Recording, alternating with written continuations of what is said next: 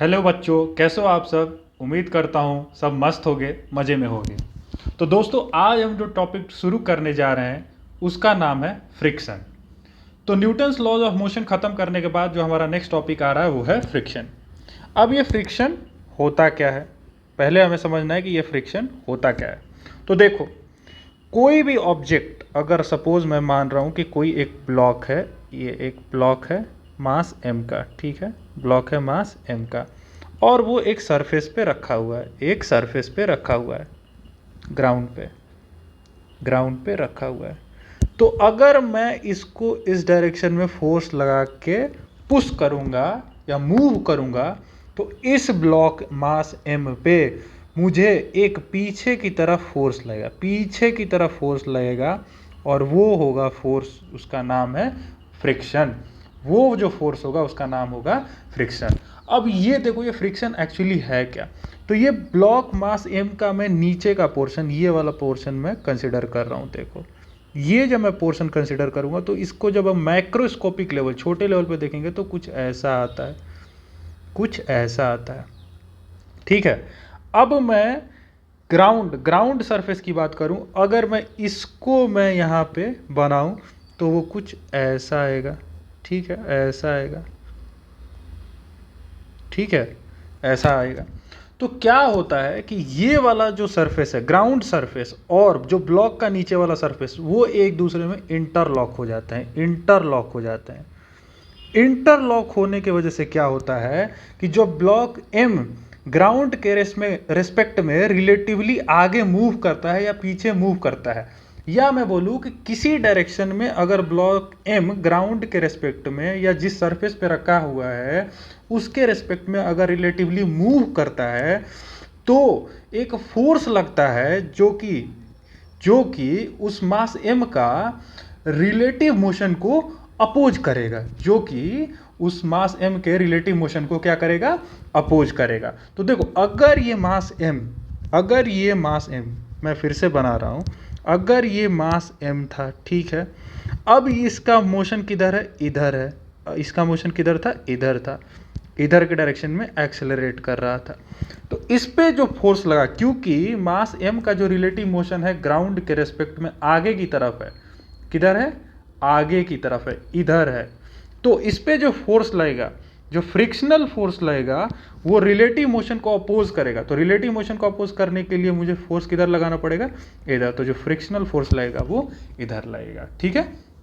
तो इस तरीके से हम डायरेक्शन ऑफ फ्रिक्शन फोर्स निकालते हैं। अब देखो, अगर मैं दूसरा केस लेता हूँ, दूसरा केस, ये था मेरा पहला केस, अगर मैं दूसरा केस लूँ, दूसरा केस में देखो, ये है ऐसा मेरा ग्राउंड, और इस पे ब्लॉक m रखा, और इधर मैं इसको फोर्स लगा के पुल किया, तो मेरा इधर की तरफ में एक्सेलरेशन आएगा, इस डायरेक्शन में मूवमेंट होगा, इस डायरेक्शन मुझे क्या आएगा, एक्सेलरेशन आएगा।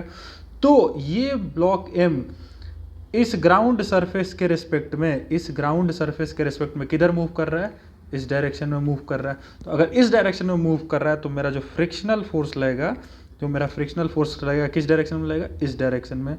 क्यों लगेगा, क्योंकि उसके रिलेटिव मोशन को क्या करना है, मुझे अपोज करना है, रिलेटिव मोशन को क्या करना है, अपोज करना है। तो अब देखो, फ्रिक्शन बेसिकली क्या है, friction it is basically that component of contact force which opposes the relative, ये बहुत इंपॉर्टेंट टर्म है, relative motion of any object, ठीक है। तो इंपॉर्टेंट टर्म क्या है, इंपॉर्टेंट टर्म है ये रिलेटिव, ये टर्म बहुत इंपॉर्टेंट है, रिलेटिव मोशन को अपोज करेगा, ठीक है। अब देखो, फ्रिक्शन जो होते हैं वो दो टाइप के होते हैं, टू टाइप्स ऑफ फ्रिक्शन, ठीक है। पहला जो टाइप होता है वो देखो, पहला जो टाइप होता है वो होता है काइनेटिक फ्रिक्शन, फ्रिक्शन, और जो दूसरा टाइप होता है वो होता है स्टैटिक फ्रिक्शन, स्टैटिक फ्रिक्शन। ठीक है, अब देखो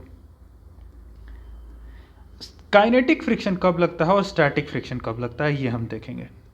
काइनेटिक फ्रिक्शन कब लगता है और स्टैटिक फ्रिक्शन कब लगता है ये देखेंगे। तो काइनेटिक फ्रिक्शन तब लगता है it comes into action when there is actually relative motion happening और गोइंग ऑन। जब एक ब्लॉक दूसरे सरफेस पे, या बोलूं एक ऑब्जेक्ट दूसरे सरफेस पे पूरी तरीके से मूव कर रहा है, रिलेटिव मोशन हो रहा है, तब मेरा जो फ्रिक्शन आएगा उसको बोलेंगे हम काइनेटिक फ्रिक्शन। तो अब हम उसको क्या बोलेंगे, काइनेटिक फ्रिक्शन। ठीक है, स्टैटिक फ्रिक्शन कब आएगा, स्टैटिक फ्रिक्शन तब आएगा it comes into action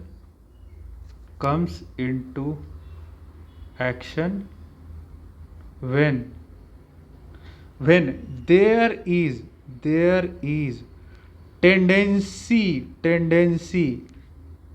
of relative motion बहुत इंपॉर्टेंट टर्म है tendency of relative motion.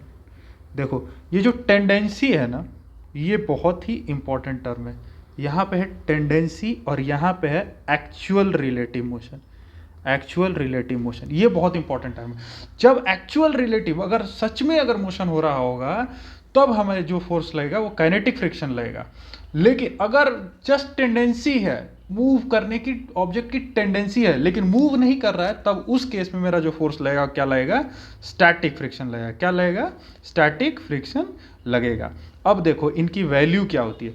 Actually में जब फ्रिक्शन की वैल्यू लिखते हैं तो फ्रिक्शन की वैल्यू लिखते हैं, मैं यहाँ पे लिख के दे रहा हूँ।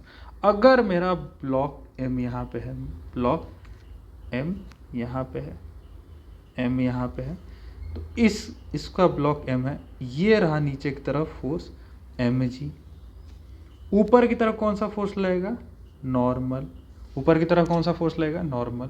ठीक है, अगर इस ऑब्जेक्ट का इस डायरेक्शन में मोशन है, इस डायरेक्शन में मोशन है, कैसा है, relative motion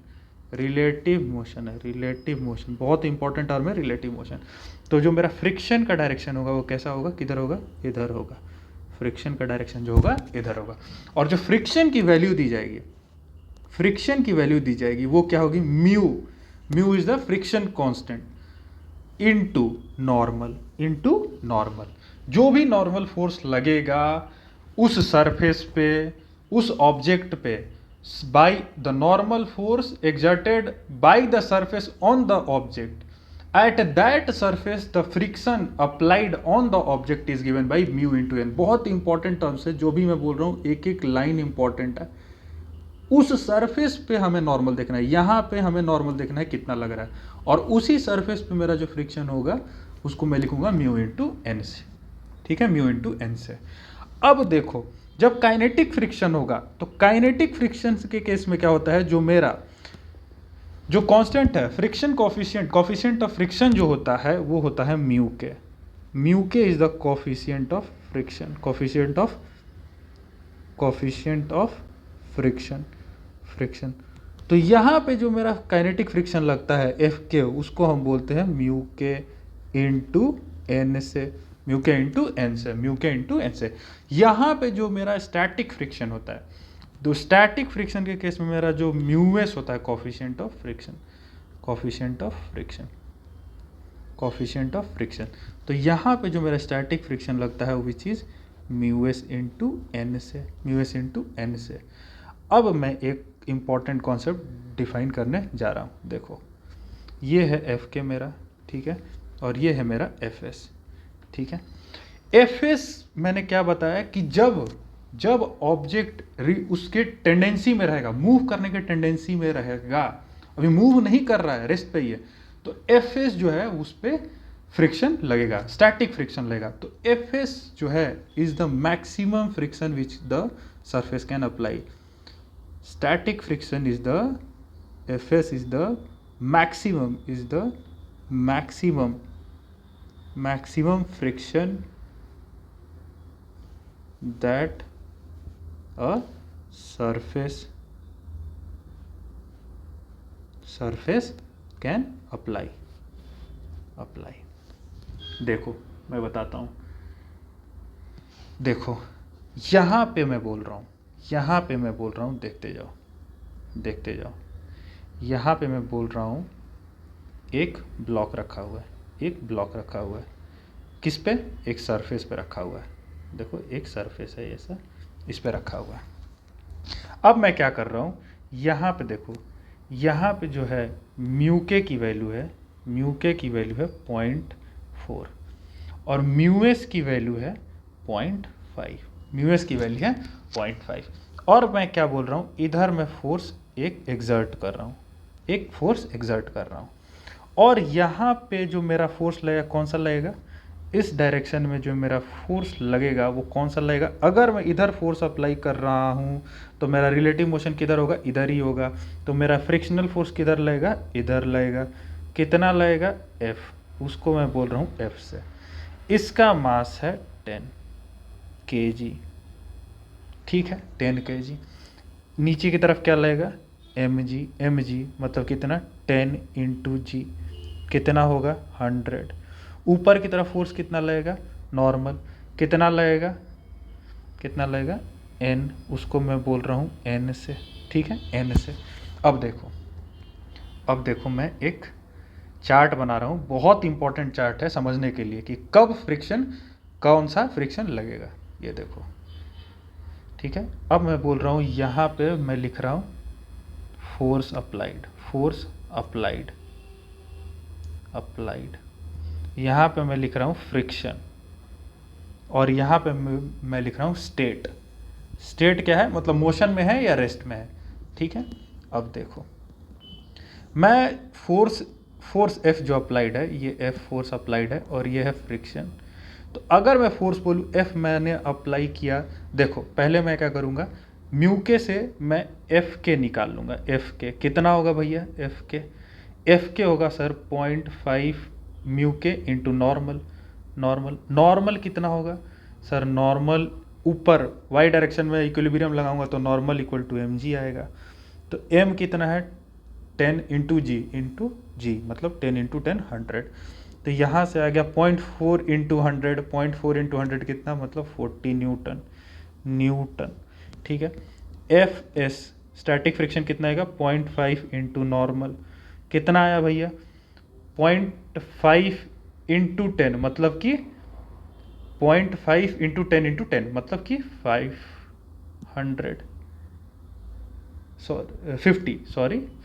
50 Newton, 0.5 × 100 is 50 Newton, ठीक है। तो हमारी Fs की वैल्यू निकल गई।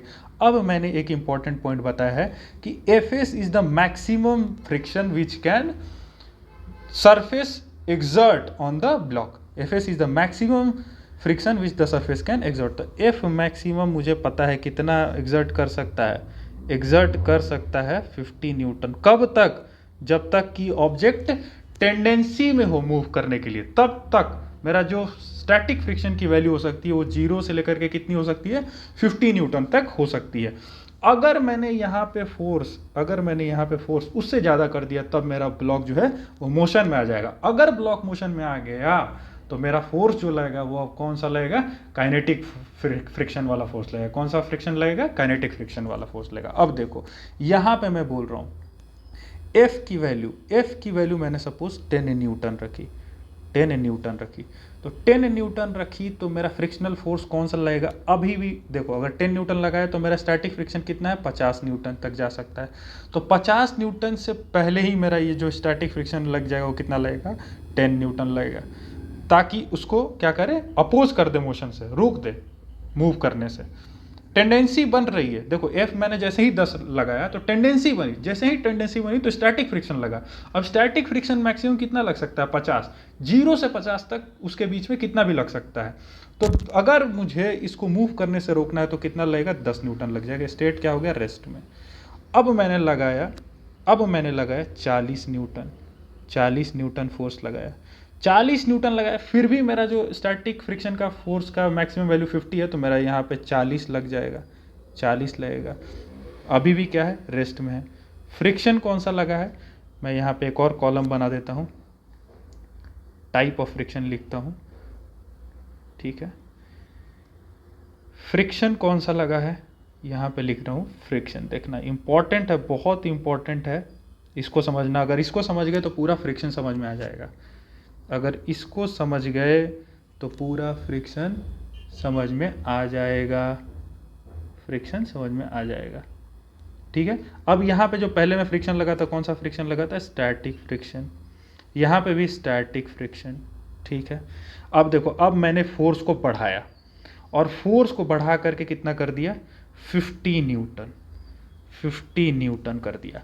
अब मेरा केस जो है, स्टैटिक फ्रिक्शन का मैक्सिमम वैल्यू जो हो सकता है वो 50 न्यूटन हो सकता है। तो मैक्सिमम वैल्यू मेरा जो है 50 न्यूटन लगा के इस ब्लॉक को मूव करने से रोक लेगा। फ्रिक्शन जो है 50 न्यूटन लगा के इस ब्लॉक को मूव करने से क्या कर लेगा? रोक लेगा, रेस्ट पे रहेगा। और जो मेरा टाइप ऑफ फ्रिक्शन रहेगा अभी भी स्टैटिक ही रहेगा, ठीक है। अब मैंने क्या किया? बढ़ाया। अब मैंने क्या किया? बढ़ाया। क्या किया? 51 न्यूटन किया। 51 न्यूटन जैसे ही किया मैंने, तो मेरा मैक्सिमम जो फ्रिक्शन फोर्स, स्टैटिक फ्रिक्शन कौन सा लगता था? 50 न्यूटन। अब जो है 51 न्यूटन, जैसे ही मैंने यहाँ पे 51 न्यूटन अप्लाई किया, जैसे ही 51 न्यूटन अप्लाई किया, अब ये ब्लॉक जो है मूव करना शुरू करेगा। जैसे ही मूव करना शुरू करेगा तो अब मेरा जो फ्रिक्शन लगेगा कौन सा लगेगा? Kinetic friction. और काइनेटिक फ्रिक्शन की वैल्यू कितनी है? 40 न्यूटन। तो अब मेरी जो फोर्स लगेगी यहाँ पे लगेगी काइनेटिक फ्रिक्शन, और काइनेटिक फ्रिक्शन की वैल्यू कितनी है? 40 न्यूटन। अब ये जो ऑब्जेक्ट है वो मोशन में आ जाएगा। अब जो ये ऑब्जेक्ट जो है किसमें? मोशन में आ जाएगा। और फ्रिक्शन कौन सी लगी? Kinetic friction. अब मैंने इसको बढ़ा करके 60 न्यूटन कर दिया, 60 न्यूटन कर दिया। तो अभी भी मेरा ऑब्जेक्ट जो है क्या है? मोशन में है। क्यों? क्योंकि 60 न्यूटन जो है, स्टैटिक फ्रिक्शन की वैल्यू मैक्सिमम 50 ही थी। तो 50 न्यूटन तक लगा करके फ्रिक्शन, ये सरफेस इस ब्लॉक को रोक सकता था मूव करने से, लेकिन मैंने 60 न्यूटन दे दिया तो 50 न्यूटन से तो रुकने से रहा, तो ऑब्जेक्ट मोशन में आ गया। और ऑब्जेक्ट जैसे ही मोशन में आया तो मेरा काइनेटिक फ्रिक्शन लगना शुरू हो गया, और काइनेटिक फ्रिक्शन की जो वैल्यू आई है वो होगी 40 न्यूटन, 40 न्यूटन। और ऑब्जेक्ट कैसा है? मोशन में है। ऑब्जेक्ट कैसा है? मोशन में। और फ्रिक्शन किस टाइप का है? काइनेटिक का है, काइनेटिक है। समझ में आई बात इतनी? तो अब मेरा कंक्लूजन जो मैं ड्रॉ कर रहा हूँ वो देखो, कंक्लूजन जो मैं ड्रॉ कर रहा हूँ वो देखो। कंक्लूजन, कंक्लूजन क्या है? कंक्लूजन फर्स्ट, इफ एक्सटर्नल, अगर external force is less than equal to static friction, static friction, static friction, if external, applied external force is less than equal to static friction, then that implies block will be in rest and friction की जो value होगी, friction जो लगेगा वो F external के बराबर ही लग जाएगा। फ्रिक्शन की वैल्यू जो होगी वो एफ एक्सटर्नल के बराबर हो जाएगा। बी में देखो, इफ, यही तो हमने पढ़ा था अभी, बी, एफ एक्सटर्नल बड़ा हो जाए स्टैटिक फ्रिक्शन से, तो उस केस में क्या होगा? ब्लॉक मूव करना शुरू करेगा। Block will be in relative motion, relative motion में आ जाएगा। और ब्लॉक जैसे ही रिलेटिव मोशन में आए तो मेरा एफ की जो वैल्यू होगी, जो एफ की वैल्यू होगी वो होगी एफ के, काइनेटिक फ्रिक्शन के बराबर, जो कि होगी म्यू के इंटू नॉर्मल के बराबर, म्यू के इंटू नॉर्मल के बराबर। तो इतनी सी बात समझ में आई। इतनी सी बात अगर समझ में आई तो हम आगे बढ़ेंगे। देखो, ये वाला एक इम्पॉर्टेंट पॉइंट था और दूसरा जो है ये इम्पॉर्टेंट पॉइंट था, इसको नोट कर लो। तो हमें क्या चेक करना है, हमें चेक करना है कि जो एक्सटर्नल फोर्स है वो एफएस जो स्टैटिक फ्रिक्शन से कम है या ज़्यादा है। अगर कम है तो एक्सटर्नल फोर्स के बराबर ही फ्रिक्शन लग जाएगा और ऑब्जेक्ट रेस्ट में रहेगा। अगर एक्सटर्नल फोर्स स्टैटिक फ्रिक्शन से ज़्यादा हो गया तो क्या है, ऑब्जेक्ट मोशन में आ जाएगा। और अगर ऑब्जेक्ट मोशन में आ जाता है तो मेरा जो फ्रिक्शन लगेगा वो कौन सा लगेगा, काइनेटिक फ्रिक्शन लगेगा। अब देखो एक और इम्पॉर्टेंट कॉन्सेप्ट है, एक और इम्पॉर्टेंट कॉन्सेप्ट है। कॉन्सेप्ट क्या है, ये देखो कॉन्सेप्ट ये है कि अगर मैं ब्लॉक ये लेता हूँ, ब्लॉक लेता हूँ, ठीक है, और ये रहा मेरा सरफेस, ये रहा मेरा सरफेस, ठीक है। तो मेरा नॉर्मल किस डायरेक्शन में लगेगा सर, नॉर्मल लगेगा इस डायरेक्शन में, नॉर्मल लगेगा इस डायरेक्शन में लगेगा, ठीक है। mg किस डायरेक्शन में लगेगा सर, mg लगेगा इस डायरेक्शन में, ठीक है। और फ्रिक्शन किस, अगर मैं बोलूँ मोशन, मैंने फोर्स इधर लगाया, तो मेरा फ्रिक्शन किधर लगेगा, फ्रिक्शन लगेगा सर इस डायरेक्शन में, यहाँ पे फ्रिक्शन लगेगा इस डायरेक्शन में। तो फ्रिक्शन इस डायरेक्शन में लगा, किधर लगा, फ्रिक्शन इस डायरेक्शन में लगा, ठीक है। तो अब देखो ये था मेरा नॉर्मल, ये था मेरा mg, ठीक है, और ये है मेरा फ्रिक्शनल फोर्स। तो ये फ्रिक्शनल फोर्स और ये नॉर्मल का जो रिजल्टेंट होगा किधर होगा, इस डायरेक्शन में होगा, इस डायरेक्शन में होगा रिजल्टेंट, इस डायरेक्शन में होगा, सही बात है। ये वेक्टर है नॉर्मल का, ये वेक्टर है, देखो ये वेक्टर है नॉर्मल का, ये वाला, और ये है कौन सा, फ्रिक्शन का। तो ये दोनों वेक्टर का रिजल्टेंट क्या होगा, इसको मैं बोल रहा हूँ रिजल्टेंट वेक्टर आर, ठीक है। इसको मैं एंगल बोल रहा हूँ थीटा, एंगल थीटा। तो अब ये देखो इस ट्रायंगल में देखो, थोड़ा इस ट्रायंगल में देखो, अगर मैं ये फ्रिक्शन एफ को यहाँ ट्रांसफ़र कर दूँ, यहाँ पे, तो कोई दिक्कत है क्या, कोई दिक्कत है क्या, नहीं सर, क्योंकि अगर फ्रिक्शन को पैरेलली कहीं ट्रांसफ़र करते हैं तो उसका मैग्नीट्यूड और डायरेक्शन वही रहता है, तो हमारा वेक्टर में कोई चेंज नहीं आता है। तो ये 90 डिग्री, ये ट्रायंगल में tan थीटा लिखो, ये है क्या, एफ वेक्टर फ्रिक्शन, तो tan थीटा लिखो, tan थीटा क्या होगा, एफ बाई एन, एफ क्या है, mu into N by N से एन कटा, tan थीटा की वैल्यू क्या आई, tan थीटा की वैल्यू आई सर म्यू, तो थीटा क्या आया, tan इनवर्स म्यू। तो ये जो होता है ये एंगल थीटा है, ये थीटा को हम बोलते हैं एंगल ऑफ फ्रिक्शन। ये थीटा को हम लोगों ने नाम दे दिया angle of friction, angle of friction, ठीक है। समझ में आई बात। ये हमने एक्सटर्नल फोर्स लगाया था, तो फ्रिक्शन किधर लगा था, इस डायरेक्शन में। फ्रिक्शन और नॉर्मल का जो रिजल्टेंट आया था किस डायरेक्शन में, इस डायरेक्शन में, ठीक है। और रिजल्टेंट और नॉर्मल के बीच का जो एंगल होता है वो कौन सा, उसको एंगल को क्या बोलते हैं, angle of friction. Angle of friction क्या होता है, एंगल बिटवीन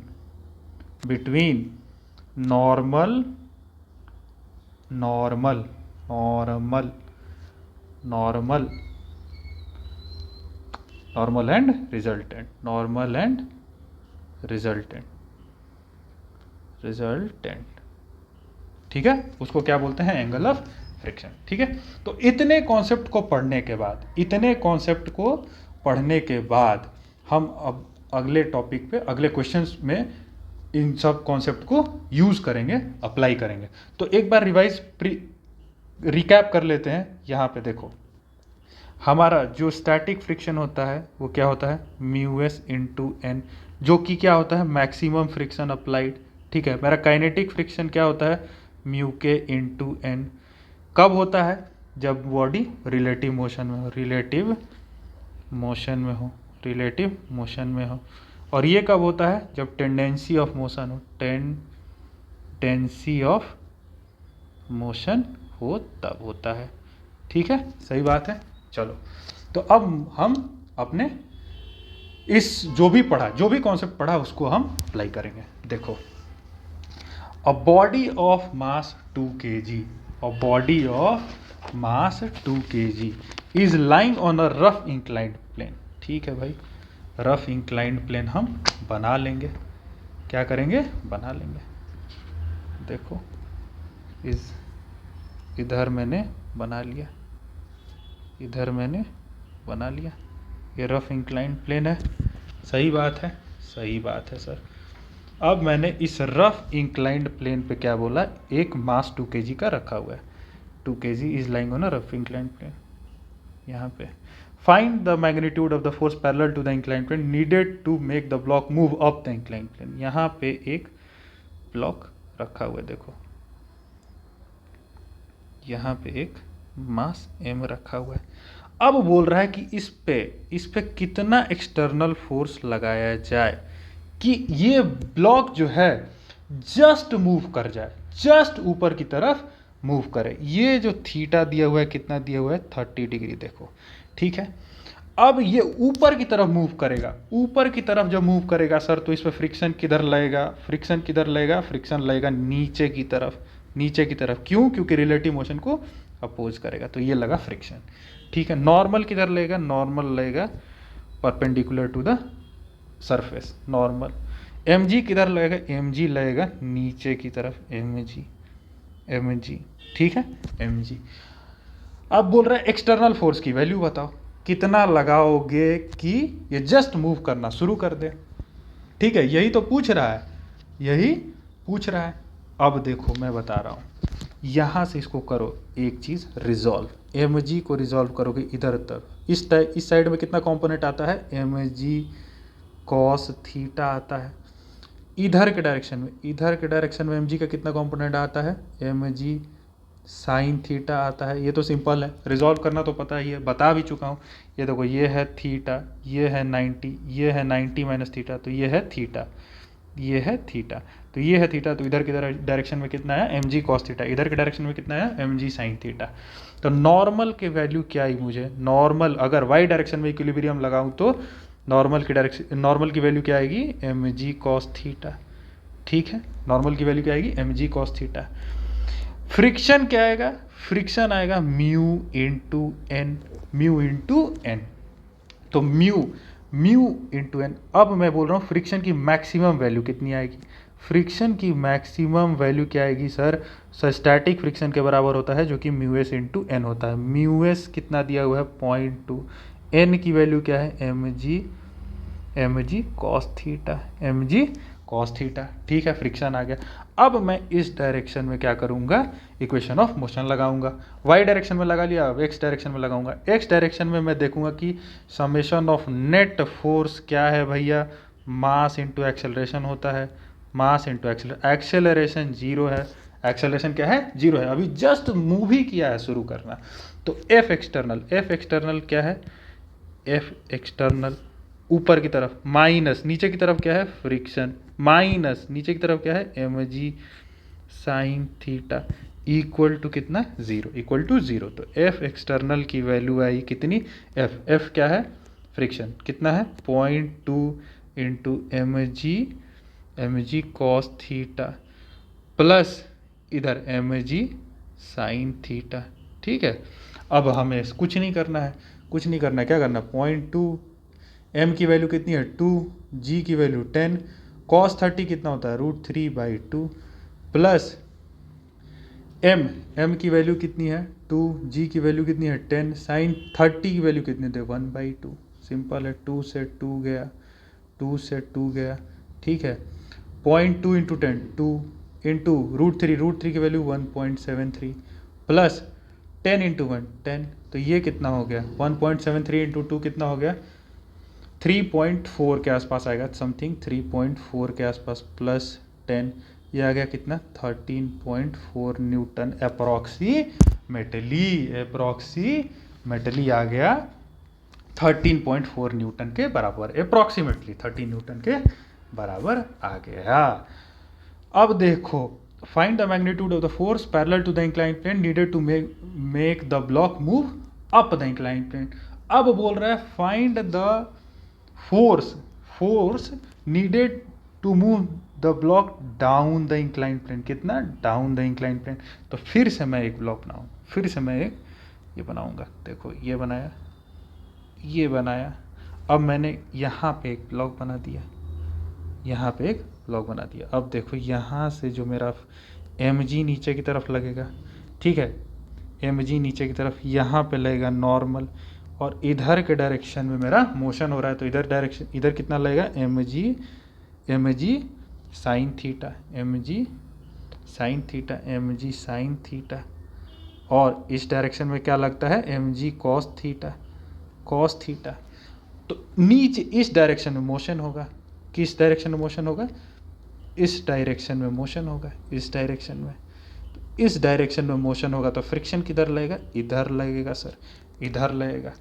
अब मैं इस डायरेक्शन में बोल रहा है, इधर मैं नीचे की तरफ कितना फोर्स लगाऊं कि ये नीचे जस्ट मूव करना शुरू कर दे, इधर मैं कितना फोर्स लगाऊं, एफ एक्सटर्नल कितना फोर्स लगाऊं कि ये जस्ट नीचे मूव करना शुरू कर दे। तो अब देखो मैं लिख रहा हूं, एफ की वैल्यू क्या है, एफ की वैल्यू क्या है, अभी हमने निकाला एफ, ये वैल्यू है 0.2 इंटू एम जी मतलब 2 into g into cos theta, cos theta कितना है, कॉस थीटा मतलब √3, कॉस 30 मतलब √3/2 कितना आया, ये वैल्यू आ गया, ये 2 से 2 गया 10 इंटू √3, ये गया 2 से 2 गया 10 into 0.2 is 2 into √3 is 3.4 something, 3.4 Newton, ठीक है, ये आ गया फ्रिक्शन। mg साइन थीटा कितना आएगा नीचे की तरफ, mg साइन थीटा कितना आएगा नीचे की तरफ, विच इज मास कितना है, मास है 2, g की वैल्यू कितना है 10, साइन 30 मतलब 1/2, यहाँ 2 से 2 गया 10 आए। अब एक चीज बताओ, नीचे के डायरेक्शन में, इधर इस डायरेक्शन में ऑलरेडी कितना फोर्स है, 10 न्यूटन, ठीक है, एक्स्ट्रा ये जो mg के कारण इस डायरेक्शन में 10 न्यूटन, और इस डायरेक्शन में फ्रिक्शनल फोर्स कितना लग रहा है, 3.4 न्यूटन, 3.4 न्यूटन लग रहा है। तो अब यही 10 न्यूटन जो है, अगर मैं इस डायरेक्शन में एक काम करता हूँ, इस डायरेक्शन में न्यूटन्स लॉज ऑफ मोशन लगाता हूँ, तो समेशन ऑफ नेट फोर्स कितना है, summation of net force just 0 रख रहा हूँ, नेट फोर्स 0। तो एफ एक्सटर्नल लगाया मैं बाहर से, एक्सटर्नल लगाया बाहर से, plus mg sine theta is equal to friction, ठीक है, चलेगा, ये लगा दिया मैंने एक्स डायरेक्शन में इक्वेशन ऑफ मोशन। अब देखो F external plus mg sine theta की वैल्यू कितनी आई, 10, approximately 10 is equal to friction की वैल्यू कितनी आई, 3.4। तो एफ एक्सटर्नल जो फोर्स लगा रहा हूँ उसकी वैल्यू कितनी है, ऑलमोस्ट -7 न्यूटन आई। अब एक चीज़ बताओ, ये -7 न्यूटन फोर्स लगाना मतलब किधर लगाना, इधर लगाना। तो हमें ब्लॉक को किधर ले जाना है, नीचे ले जाना है, लेकिन ब्लॉक को नीचे ले जाना है, लेकिन मैं फोर्स किधर लगा रहा हूँ, ऊपर की तरफ। तो ऊपर की तरफ फोर्स लगा रहा हूँ, इसका मतलब ब्लॉक को क्या कर रहा हूँ, रोक रहा हूँ, ब्लॉक को क्या कर रहा हूँ, रोक रहा हूँ, जो कि मुझे ब्लॉक को क्या करना था, नीचे की तरफ मूव कराना था। तो ये mg साइन थीटा की जो वैल्यू आई थी 10 न्यूटन, यही सफिशियंट है इस ब्लॉक को नीचे की तरफ मूव कराने के लिए, यही सफिशियंट है ब्लॉक को नीचे जस्ट मूव कराने के लिए।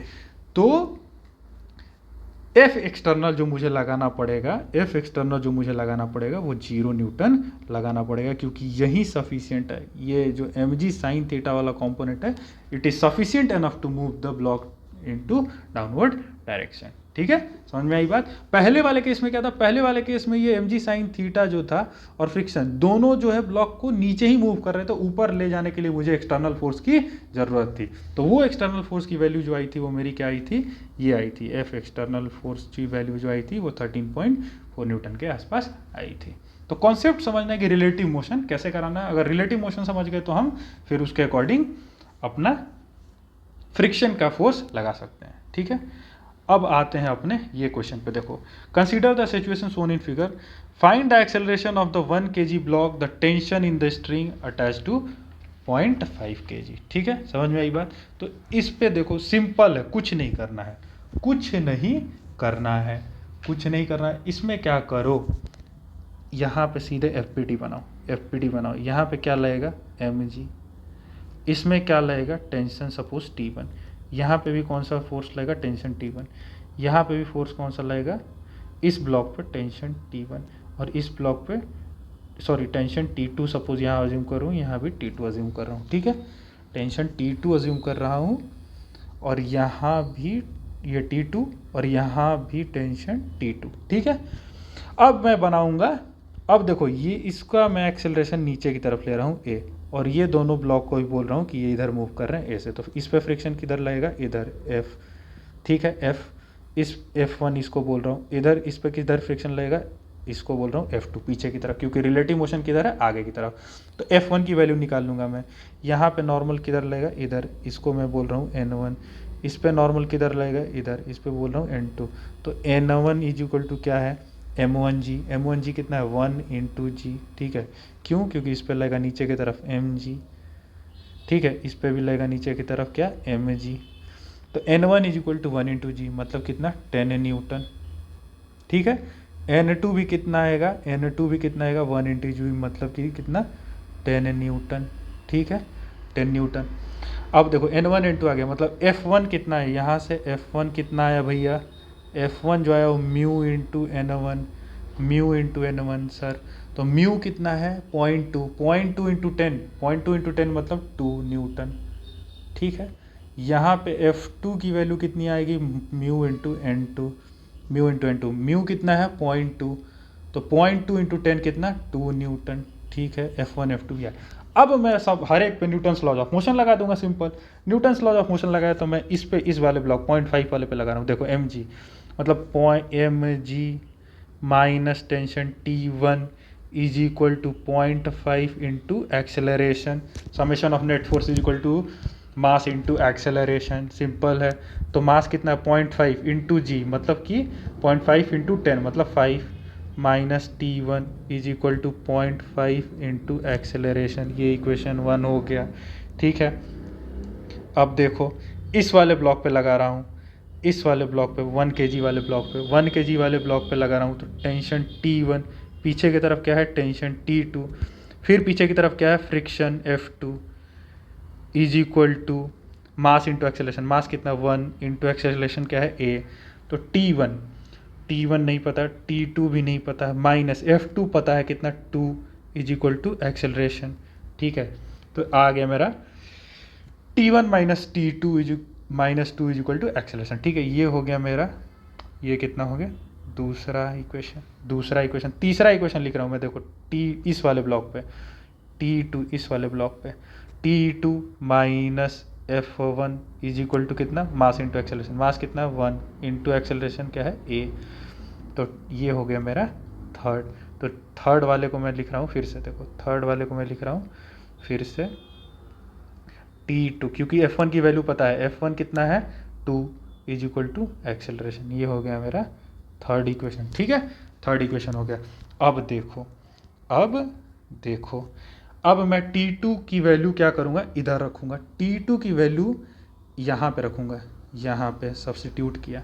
T2 की वैल्यू क्या है, A+2 रखा, देखो यहाँ पे, या मैं सेकेंड और थर्ड इक्वेशन को ऐड कर रहा हूँ, second plus third equation add कर रहा हूँ।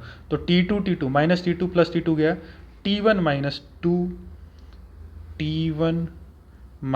2 इज इक्वल टू कितना है 2a, तो T1 minus 4 is equal to कितना है 2a, ठीक है। अब देखो, अब मैं क्या कर रहा हूँ, ये वाला जो इक्वेशन है, ये वाला फर्स्ट इक्वेशन में मैं क्या कर रहा हूँ, और ये वाला इक्वेशन है, ये इसको मैं बोल रहा हूँ 4, फर्स्ट और फोर्थ को ऐड कर रहा हूँ। तो T1 चला जाएगा, तो 5 माइनस 4 इज इक्वल टू कितना आया, 5 minus 4 equal to 0.5a plus 2a, तो 5 में 4 गए 1 इज इक्वल टू कितना है 2.5a आया।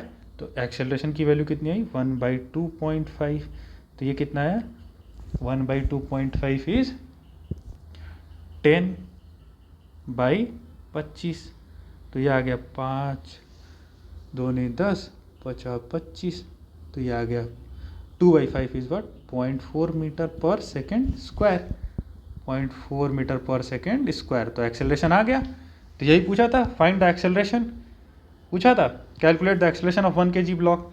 तो आ गया acceleration 0.4। Calculate the tension in the strings connecting the 1 kg block. तो T2 निकालना है। तो हमें एक्सेलरेशन पता है, तो T2 कैसे निकलेगा?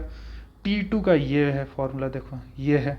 तो T2 minus 2 is equal to acceleration, T2 minus 2 is equal to acceleration. तो T2 is equal to 2 plus acceleration कितना है 0.4, तो कितना गया 2.4 न्यूटन, 2.4 न्यूटन। अब पूछ रहा है तीसरा जो है, ये था, ये मैंने शुरू किया था पार्ट ए से, ये है मेरा पार्ट बी, और ये मैं कर रहा हूँ पार्ट सी। पार्ट सी क्या है? The tension in the string attach to 0.5 kg, मतलब कि T1।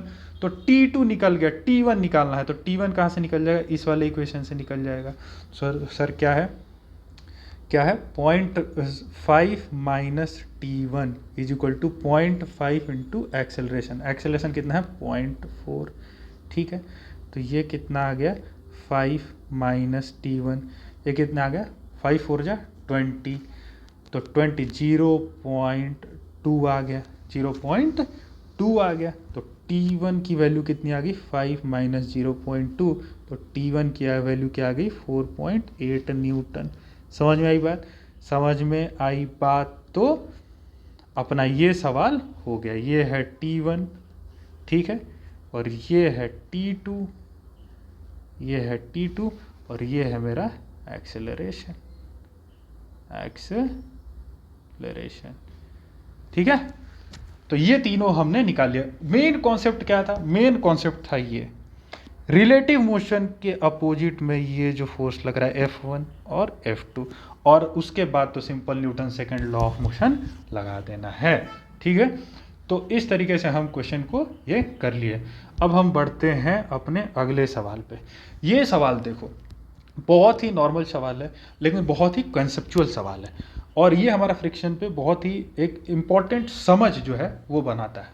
तो देखो, a person 40 kg is maintaining to be at rest between the two vertical wall by pressing one wall A by his hands and feet and the other wall by B by his back. तो ये वाला wall है जो ए है, इसको क्या किससे press कर रहा है? अपने हैंड से और लेग से। और ये जो वॉल बी है उसको किससे प्रेस कर रहा है?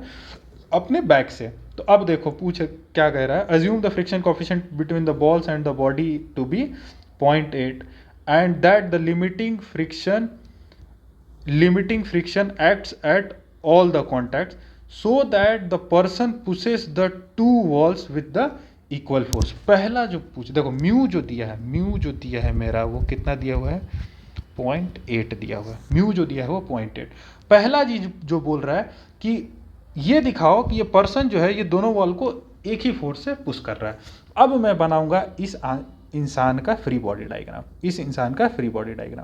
तो मैं देखो इस इंसान का फ्री बॉडी डायग्राम, सपोज इस पॉइंट पे मेरा क्या लगेगा, इस डायरेक्शन में N1 लगेगा, नॉर्मल फोर्स लगेगा, ठीक है। और इस पॉइंट पे इसके लेग पे कौन सा फोर्स लगेगा? नॉर्मल लगेगा। क्या लगेगा? N2 लगेगा। क्या लगेगा? N2 लगेगा, N2 यहाँ पे, N2 ऐसा, N2, ठीक है, N2 लगेगा। फिर नीचे की डायरेक्शन में क्या लगेगा? mg, क्या लगेगा? mg। फ्रिक्शन किधर लगेगा? फ्रिक्शन लगेगा सर यहाँ पे ऊपर की तरफ। क्यों? क्योंकि इसकी स्लिपिंग टेंडेंसी किधर है? नीचे की तरफ। तो फ्रिक्शन किधर लगेगा? ऊपर की तरफ। यहाँ पे देखो, यहाँ पे फ्रिक्शन कितना लगेगा? इस वाले पॉइंट पे ऊपर की तरफ।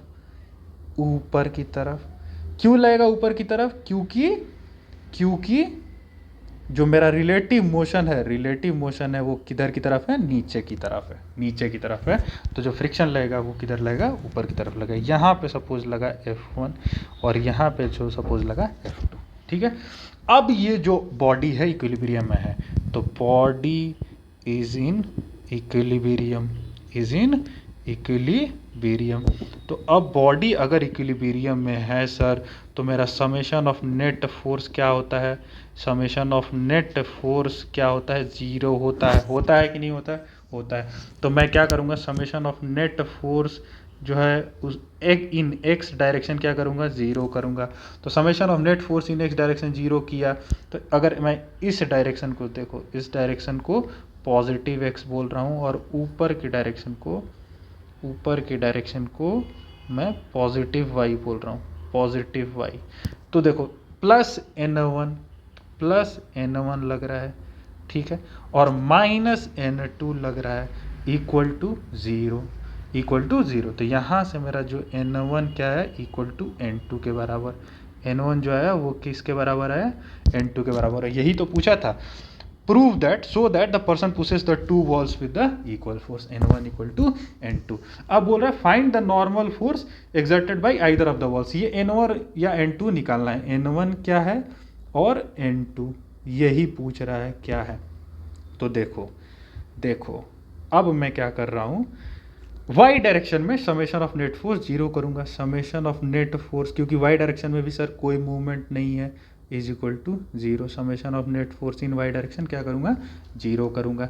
तो ऊपर की तरफ क्या लग रहा है, F1, ऊपर की तरफ फिर से क्या लग रहा है, F2, नीचे की तरफ क्या लग रहा है, माइनस mg, इक्वल टू क्या है, 0।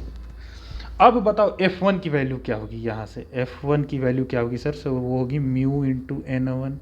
म्यू इंटू n1 क्या है, म्यू की वैल्यू कितनी है, 0.8, तो 0.8 इंटू n1, ठीक है।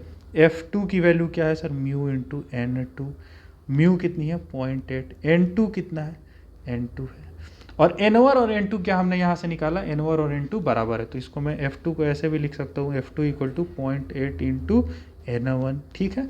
तो F1 की जगह रखा मैंने 0.8 इंटू n1, F2 की जगह रखा मैंने 0.8 into n1, is equal to mass into gravity, mass कितना है 40 इंटू जी कितना है 10, जी कितना है 10, वो 0.8 इंटू 0.8 कितना गया 1.6 into n1 is equal to 400।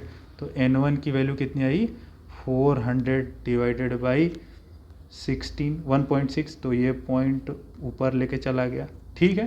तो ये गया 4 से 4 4 जा 16, ये गया 100, ये हो गया 25 से गया, ठीक है। तो n1 की वैल्यू कितनी आई, 250 न्यूटन सर।